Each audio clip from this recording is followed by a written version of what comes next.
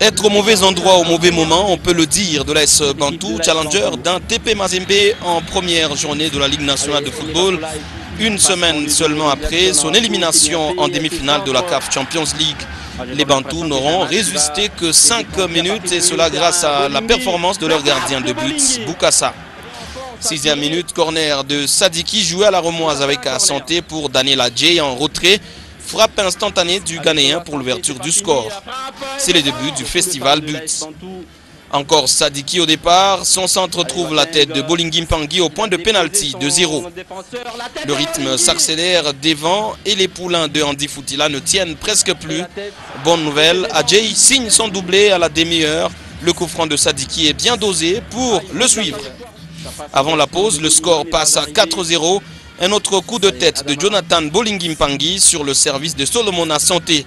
Décidément, le TP est sans pitié. Et déjà 2 changements à la 42e minute dans le camp de l'AS Bantou.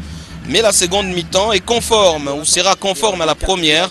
60e minute, Robert Mbelou, entré à la place de Assanté, est à l'origine d'un centre en direction de Mpangui, qui l'amortit pour Adjei. La frappe du milieu de Corbeau est repoussée par Boukassa. Mais dans la suite du jeu, Bolingui signe son triplé en reprenant le ballon au gardien des Rouges. Un premier triplé sous le maillot de Mazembe que le descendant du feu gardien américain Mpangui ne va pas jubiler suite à un claquage à la cuisse gauche. Robert Mbelou est arrivé la même période que lui au TP Mazembe et va vraiment le venger. 88e minute, il sert comme sur un plateau Cissé pour le 6-0. Avant de clôturer lui-même la soirée des buts. Après une belle phase des jeux, Adjei, Sadiki, puis l'honneur au transfuge de l'AS Nika, 7-0. De l'AS Bantou, on retiendra un seul tir cadré tout au long du match, dévié d'ailleurs en corner par Aimé Bakula.